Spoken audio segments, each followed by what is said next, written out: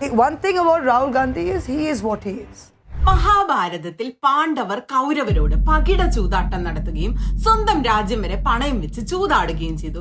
വ്യാസർ അന്നേ പറഞ്ഞിരുന്നു, ഞാൻ ഈ പുസ്തകത്തിൽ എഴുതി വെച്ചതൊന്നും കഴിഞ്ഞ കാലത്തെ കഥകളൊന്നുമല്ല, വരാനിരിക്കുന്ന കാലത്ത് നിങ്ങൾ കാണാൻ പോകുന്ന കാര്യങ്ങൾ കൂടിയാണ് ഞാൻ എഴുതുന്നത് എന്ന്. ഇപ്പോഴിതാ രാജ്യത്തെ പണയം വെച്ച് ചൂതാടുന്നത് നമ്മൾ കണ്ടുകൊണ്ടേയിരിക്കുകയാണ്. ദ്രൗപദിമാർ തെരുവിൽ വസ്ത്രാക്ഷേപം ചെയ്യപ്പെടുന്നുണ്ട്. കലിയുഗമാണ്, ഉറപ്പായും കലിയുഗാന്ത്യത്തിൽ കൽക്കി അവതാരമെടുക്കും. കൽക്കി മാത്രമല്ല കേട്ടോ, ധർമ്മ സംസ്ഥാപനത്തിനായി പല ധർമ്മിഷ്ഠരും ഇവിടെ അവതാരമെടുക്കും. എവിടെ എപ്പോൾ ധർമ്മത്തിന് ച്യുതിയും അധർമ്മത്തിന് അഭിവൃദ്ധിയും ഉണ്ടാകുന്നു അവിടെ അവതാരങ്ങൾ പിറവിയെടുത്തേ പറ്റൂ. യഥാ യഥാ ഹി ധർമ്മസ്യ ഗ്ലാനിർഭവതി ഭാരത അഭ്യുത്ഥാനമധർമ്മസ്യ തദാത്മാനം സൃജാമ്യഹം. യഥാ യഥാ ഹി ധർമ്മസ്യ ഗ്ലാനിഹി ഭവതി. എവിടെ എവിടെ ധർമ്മത്തിന് ച്യുതി ഉണ്ടാകുന്നുവോ, അധർമ്മത്തിന് അഭ്യുത്ഥാനം ഉണ്ടാകുന്നുവോ, അധർമ്മം പെരുകുന്നുവോ, ആ സമയത്ത് ഞാൻ അവതരിക്കുന്നു. തഥാ ആത്മാനം സൃജാമി അഹം. ഞാൻ എവിടെയെങ്കിലും ഏതെങ്കിലും ഭൂപ്രദേശത്ത് ഏതെങ്കിലും കാലത്ത് അവതരിക്കുമെന്നല്ല, മറിച്ച് ആത്മാനം എന്ന് പറഞ്ഞാൽ നമ്മുടെ ശരീര മനോബുദ്ധി ഉപാധികളിലൂടെ, നമ്മുടെ കരചരണങ്ങളിലൂടെ, വാക്കുകളിലൂടെ, കർമ്മങ്ങളിലൂടെ ഭഗവാൻ അവതരിക്കും. അതാണ് സ്വാമി പറഞ്ഞതുപോലെ അധർമ്മത്തോട് പോരാടാൻ, ധർമ്മ സംസ്ഥാപനത്തിനായി പലരും ജന്മം എടുത്തിട്ടുണ്ട് നമ്മുടെ നാട്ടില്. അതിൽപ്പെട്ട രണ്ടുപേരാണ് മഹുവ മൊയ്ത്രയും രാഹുൽ ഗാന്ധിയും. സത്യം, ധർമ്മം, നീതി, ന്യായം, ഇതൊക്കെയാണ് ഇവരുടെ പരിചകൾ. അധർമ്മം നടക്കുന്നിടത്തൊക്കെ ഇവർ അവതരിക്കുകയാണ്. മോദിക്കെതിരെ, അദാനിക്കെതിരെ, അംബാനിക്കെതിരെ. പരിത്രാണായ സാധൂനാം വിനാശായ ച ദുഷ്കൃതാം ധർമ്മ സംസ്ഥാപനാർത്ഥായ സംഭവാമി യുഗേ യുഗേ.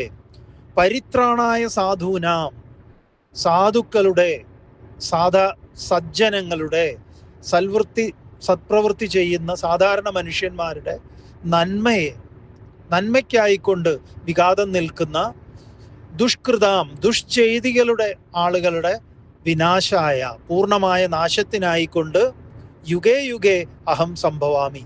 ഞാൻ എപ്പോഴും അവതരിച്ചു കൊണ്ടിരിക്കുന്നതാണ്. അത് ഒരിക്കൽ അവതരിച്ചു കഴിഞ്ഞു എന്നല്ല, എപ്പോഴും അവതരിച്ചു കൊണ്ടിരിക്കുന്ന. അപ്പൊ എവിടെ അധർമ്മത്തിനെതിരായ ശബ്ദകാഹളം മുഴങ്ങുന്നുവോ. കഴിഞ്ഞ 5-6 കൊല്ലമായിട്ട് നിരന്തരം മോദിയെയും അദാനിയെയും വിമർശിക്കുന്ന രണ്ടുപേരാണ് രാഹുൽ ഗാന്ധിയും മഹുവയും. പവർഫുള്ളായി, നിരന്തരം, ഭയമില്ലാതെ തങ്ങളുടെ രാഷ്ട്രീയവും ജീവിതവും ഒക്കെ അദാനിയെ വിമർശിക്കുന്നത് കൊണ്ട് അവസാനിക്കുമെന്ന് കൃത്യമായി അറിഞ്ഞിട്ട് തന്നെയാണ് ഒരു ഇഞ്ച് പുറകോട്ട് മാറാതെ ഇവർ ആ സ്റ്റാൻഡിൽ ഉറച്ചു നിൽക്കുന്നത്. ഒരിക്കൽ പറയുന്ന വാചകം തന്നെയാണ് ഇവർ രണ്ടുപേരും 5 വർഷം കഴിയുമ്പോഴും പറയുന്നത്. മാറ്റുന്നില്ല, ലൈറ്റ് ആക്കുന്നില്ല, സ്റ്റാൻഡ് വ്യത്യാസപ്പെടുത്തുന്നില്ല, ഒന്നുമില്ല. I want to talk about the most famous person in India today. Unfortunately for this house, it is not the Honorable Prime Minister. It is a man whose name starts with an A and ends with an I. Honorable Prime Minister. This man, Mr. A, has topi pennawed you. അദാനിക്കെതിരെയുള്ള ഓരോ report വരുമ്പോഴും ഇവരെ രണ്ടുപേരെ ഓർക്കാതെ മുന്നോട്ട് പോകാനേ കഴിയില്ല. ഇന്നലെ ഹിൻഡൻബർഗിന്റെ പുതിയ റിപ്പോർട്ട് വന്നു.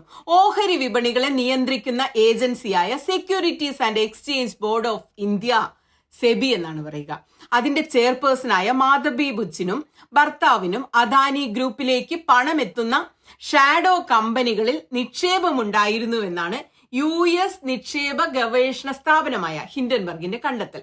അദാനി ഗ്രൂപ്പിന്റെ ഷെൽ കമ്പനികളിൽ ഇവർക്ക് നിക്ഷേപമുണ്ടെന്ന്. മാധവി ബുച്ചിനും ഭർത്താവിനും മൗറീഷ്യസിലും ബർമുഡയിലും നിക്ഷേപമുണ്ടെന്ന്.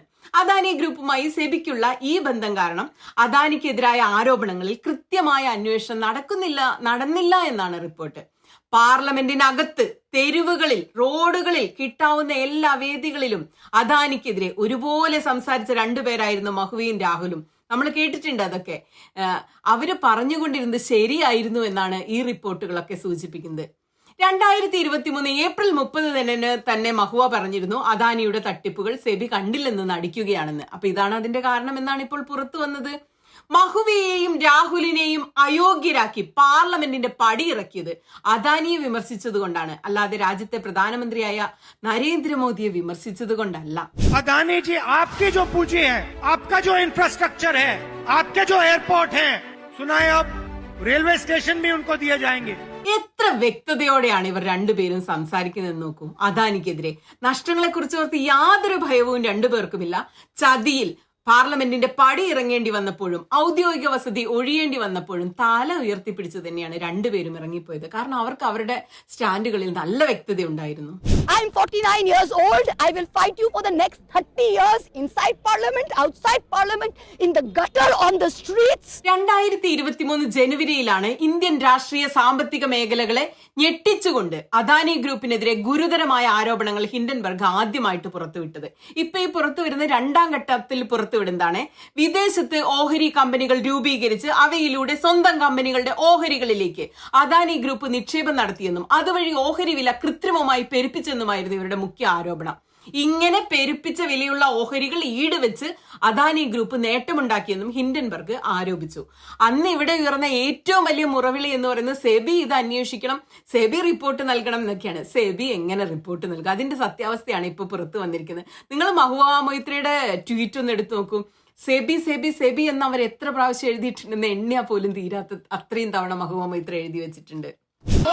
अदानी अदानी अदानी अदानी अदानी രാഹുൽ ഗാന്ധിയെയും മഹുവയെയും മറ്റു ജനപ്രതിനിധികളിൽ നിന്ന് വ്യത്യസ്തരാക്കുന്നതും ഇങ്ങനെ ചേർത്ത് വെച്ച് താരതമ്യം ചെയ്യാൻ പറ്റുന്നതും ഇവരുടെ ചില വ്യക്തിത്വത്തിലെ ചില പ്രത്യേകതകൾ കൊണ്ട് തന്നെയാണ്. ഒന്നാമത്തേത്, ധർമ്മം നോക്കി മാത്രമേ രണ്ടാളും പ്രവർത്തിക്കുകയുള്ളൂ. എന്ത് നഷ്ടം ജീവിതത്തിൽ അതുകൊണ്ട് വന്നാലും രണ്ടുപേർക്ക് യാതൊരു പ്രശ്നവുമില്ല, പിന്നോട്ടോ മുന്നോട്ടോ ഒരു ഇഞ്ച് മാറില്ല. 2, മഹുവ മൊയ്ത്രയെ ദി ഹിന്ദു വിശേഷിപ്പിക്കുന്നത് മഹുവ മൊയ്ത്ര ഔട്ട്സ്പോക്കൺ പാർലമെന്റേറിയൻ എന്നാണ്. വളരെ കറക്റ്റ് ആണ്. ഇത് രാഹുൽ ഗാന്ധിക്കും ബാധകമാണ്. 3, മഹുവയെയും പലപ്പോഴും രാഹുലിനെയും നമ്മൾ കാണുന്നത് ഭയങ്കര ബ്രാൻഡഡ് ആയ വസ്ത്രങ്ങളും ആക്സസറികളും ഒക്കെ അണിഞ്ഞുകൊണ്ടാണ് പലപ്പോഴും ഇവരെ കാണുന്നത്. എന്നാൽ സാധാരണ ജനങ്ങളിലേക്ക് ഇറങ്ങിച്ചെല്ലാൻ, അവരിൽ ഒരാളായി മാറാൻ, അവരുടെ ഹൃദയം കവരാൻ ഇവർക്ക് രണ്ടുപേർക്കും ഇതൊന്നും തടസ്സമാകുന്നേയില്ല.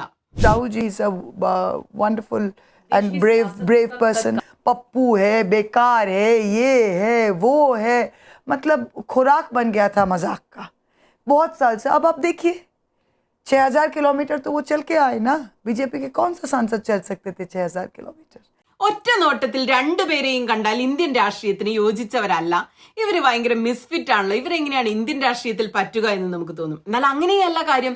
കഴിഞ്ഞ 5 വർഷം കൊണ്ട് ഇവർ രണ്ടുപേരും ഇന്ത്യൻ രാഷ്ട്രീയത്തിലെ ഒഴിച്ചുകൂടാൻ പറ്റാത്ത രണ്ട് വ്യക്തിത്വങ്ങളായിട്ട് വളർന്ന് മാറിക്കഴിഞ്ഞു. നിങ്ങൾക്ക് സങ്കല്പിക്കാൻ പറ്റുമോ ഇവരില്ലാത്തൊരു ഇന്ത്യൻ രാഷ്ട്രീയത്തെ പറ്റി? 5, രണ്ടുപേരും ഇന്ത്യക്ക് പുറത്ത് ജീവിച്ചിട്ടുണ്ട്, ഇന്ത്യക്ക് പുറത്ത് വിദ്യാഭ്യാസം നേടുകയും ചെയ്തിട്ടുണ്ട്. പിന്നെ വിദ്യാധനം സർവ്വധനാൽ പ്രധാനം എന്നത് എത്ര ശരിയാണെന്ന് നമുക്ക് തോന്നുക ഇവരുടെ രണ്ടുപേരുടെയും മുഖത്തേക്ക് ഒന്ന് നോക്കിയിട്ട് മോദിയുടെ അമിത്ഷായുടെ മുഖത്തേക്ക് നോക്കുമ്പല്ലേ. 6, ഞാനായിരിക്കുന്നതിന് ആരോടും ഒഴിവ് കഴിവ് പറയാൻ ആഗ്രഹിക്കുന്നേയില്ല. ചില വാർപ്പ് മാതൃകയ്ക്ക് യോജിക്കുന്ന വിധത്തിൽ മാറാൻ ഞാൻ ഉദ്ദേശിക്കുന്നില്ല. വേണമെങ്കിൽ നമ്മൾ കണ്ടു ശീലിച്ച മാതൃകകൾ എന്നോടൊപ്പം മാറട്ടെ. രാഷ്ട്രീയക്കാരിയായിരിക്കുമ്പോഴും ഞാൻ തന്നെയായിരിക്കുമെന്ന് ഉച്ചത്തിൽ പ്രഖ്യാപിച്ച ആളാണ് മഹുവ മൊയ്ത്ര. രാഹുൽ ഗാന്ധി ഇങ്ങനെ പരസ്യമായിട്ട് പ്രഖ്യാപനം ഒന്നും നടത്തിയിട്ടില്ലെങ്കിലും അതുതന്നെയാണ് എല്ലാ ദിവസവും പ്രവൃത്തിയിലൂടെ നമ്മളോട് പറഞ്ഞുകൊണ്ടിരിക്കുന്നത്. 7, നിസ്വാർത്ഥത, വിനയം, സേവനം, അഹിംസ, സത്യസന്ധത, അതോടൊപ്പം ഭയങ്കര അഗ്രസീവായിട്ടുള്ള നിലപാടുകൾ, പ്രസംഗങ്ങൾ, പാർശ്വവൽക്കരിക്കപ്പെട്ടവരോടൊപ്പം നിൽക്കാനുള്ള മനസ്സ്, ഇതൊക്കെ രണ്ടുപേർക്കുമുണ്ട്. അനീതിക്കെതിരെ കുരിശ് യുദ്ധം നടത്താൻ രണ്ടുപേർക്കും പ്രത്യേകമായ എനർജിയാണ്. 8, ഇവർ രണ്ടുപേരും ആരും പറഞ്ഞാൽ കേൾക്കുമെന്ന് എനിക്ക് തോന്നുന്നില്ല. അക്കാര്യത്തിൽ രണ്ടുപേരും ഭയങ്കര ഒറ്റബുദ്ധികൾ തന്നെയാണ്. എന്നാൽ അവർ സ്വയം ചെയ്യുന്ന കാര്യങ്ങൾ മനുഷ്യർക്ക് ഗുണമുള്ളതായതുകൊണ്ട് അതൊരു വലിയ പ്രശ്നമായിട്ടൊന്നും ഇവിടെ മാറുന്നില്ല. എങ്കിലും രണ്ടുപേരും എപ്പോഴും ഒരു പ്രശ്നം അല്ലെങ്കിൽ വേറൊരു പ്രശ്നം രണ്ടുപേർക്കും ഉള്ളതും ഒന്നിൽ നിന്ന് മറ്റൊന്നിലേക്ക് ഒഴുകി വീഴുന്നതിന് ഇതൊരു സ്വഭാവം ഒരു കാരണമായിരിക്കാം. 9, tough to understand, difficult to ignore എന്നാണ് രാഹുൽ ഗാന്ധിയെ ഡെക്കാൻ ഹെറാൾഡ് വിശേഷിപ്പിക്കുന്നത്. വളരെ വളരെ വളരെ ശരിയാണ്. മഹുവ മൊയ്ത്രയും അങ്ങനെ തന്നെയാണ്. ഇവരെ രണ്ടുപേരെയും ചിലപ്പോൾ നമുക്ക് പെട്ടെന്ന് മനസ്സിലായെന്ന് വരില്ല. എന്നാൽ മനസ്സിലായാലും മനസ്സിലായില്ലെങ്കിലും ഇവരെ അവഗണിക്കാൻ പറ്റില്ല. ഇവരില്ലാത്തൊരു ഇന്ത്യൻ രാഷ്ട്രീയം എങ്ങനെയായിരിക്കും?